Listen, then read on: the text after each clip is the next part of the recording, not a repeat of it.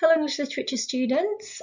This is a PowerPoint lecture on one of the important contexts for the Moonstone, which is about opium in the 19th century in Britain. So, quick background. I won't go on about this too long, but you may not be clear exactly what we mean when we're talking about opium. Opium comes from the seeds of poppies. Opium was introduced to China by Arab traders in really early, before the medieval period, the 700s. Opium offers a very effective pain relief, as well as drowsiness and feelings of euphoria. The practice of smoking opium in pipes developed in China, became widespread and problematic in the 18th century. If you don't know, opium is the basis of modern drugs like heroin, so it's highly addictive, and that was already a problem in China in the 1700s. So China, like a sensible government, tried to ban the opium trade, but opium was being grown in India for a profit, and the East India Company wanted to continue making that profit, and they were the biggest drug smugglers in the world at the time, and smuggled it into China despite the Chinese government's attempts to prevent this really terrible addiction.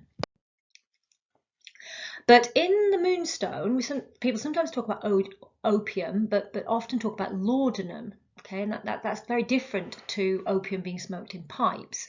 Laudanum was more of a medicine, but it was still using the opium poppy seeds.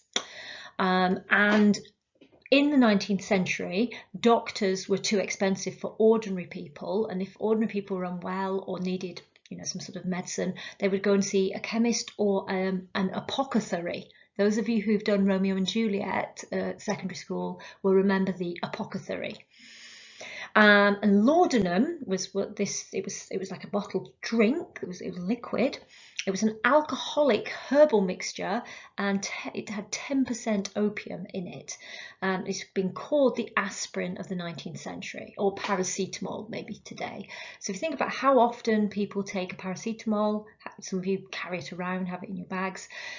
That's how common it was to have opium in the house and to use opium for any pain. It was a painkiller and it was a relaxant.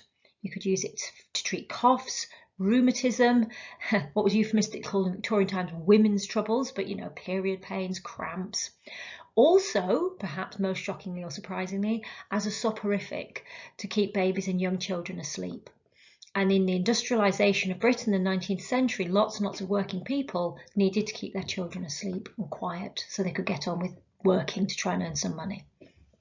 20 drops of laudanum could be bought for a penny. So it's cheap, it's widely available, and it's very effective. But we're really interested in opium, in the ways it creeps into English literature in the 19th century. And 50 years before the Moonstone is published, there's a romantic writer called Thomas de Quincey, and he published a work of sort of journalism. It wasn't fiction, it was a real life account. It was called Confessions of an English Opium Eater, and that was published in 1821. So this is before Queen Victoria. Yeah, remember that the 19th century isn't all Victorian. And it recounted his introduction to taking opium when he was very ill and suffering a lot of pain. But the work is sensational, it's shocking, and it's dramatic, and it's a scandal because he also openly described the enjoyable effects of taking opium. However, it's not a complete, ridiculous book saying how great it is. He then also describes the horrors of both being addicted to it and trying to withdraw from opium drinking, opium taking, in the form of laudanum.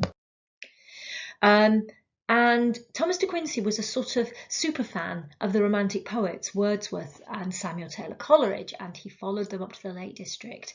So he kind of knew Samuel Taylor Coleridge, and he was well aware that Samuel Taylor Coleridge also struggled with opium addiction, and Thomas de Quincey sometimes sort of hints at this. He never names Coleridge, but he hints at it in the book, which is another reason the book was so scandalous. Samuel Taylor Coleridge, possibly one of his most famous poems is Kubla Khan, and it's a fantastical poem of an imaginary hallucinatory place, and lots of critics suggest it was probably composed well, not composed under the influence of opium, but the dream, the fantasy came to him as a sort of hallucination while he was under the influence of opium. Some other 19th century novels touched by the growing influence of widespread use of laudanum. In Charlotte Bronte's novel Villette, there's an incredible chapter in which the heroine, the first person narrator, has been unwittingly doped up with laudanum to try and make her sleep. It has the opposite effect, and she goes wandering through the streets of the city in Belgium and has this very, once again, hallucinatory experience. And interestingly, Charlotte Bronte, when she was asked about the sequence, said no, she'd never taken it, but she treated her brother, who was both an alcoholic and also probably took too much opium. And so people did say it was a very realistic depiction of what it was like. And then Charles Dickens' novel, The Mystery of Edwin Drood, opens with one of its characters having hallucinatory dreams in a London opium den. So in the Moonstone, we know that Wilkie Collins himself did take opium. He did suffer from a range of painful ailments, but he also took the opium to allow him to continue writing whilst he was ill. He did, take a lot of opium, and people build up their resistance. And so he, just like Ezra Jennings, who says, I can take so much opium it would kill a normal person. That was Collins' own experience too. So he's writing from his own experience when Ezra Jennings describes both his illnesses and his opium use. And in the novel, we learn that the opium eases Jennings' pain, but gives him terrible dreams, just like Thomas de Quincey describes in Confessions of an English Opium Eater. And Ezra Jennings does refer to the work of Thomas de Quincey admiringly when he takes over the narrative. And although it's not a major feature in the novel, it's a really important plot device, because we later learn that this is how the mystery is created. This is what allows Franklin Blake to be the criminal but unaware of it. Not the criminal, because as we know, he may have taken the Moonstone, but he did not steal it because he never took it out of the house. I think that's an important point. Nevertheless, this is why he could have done it without remembering it.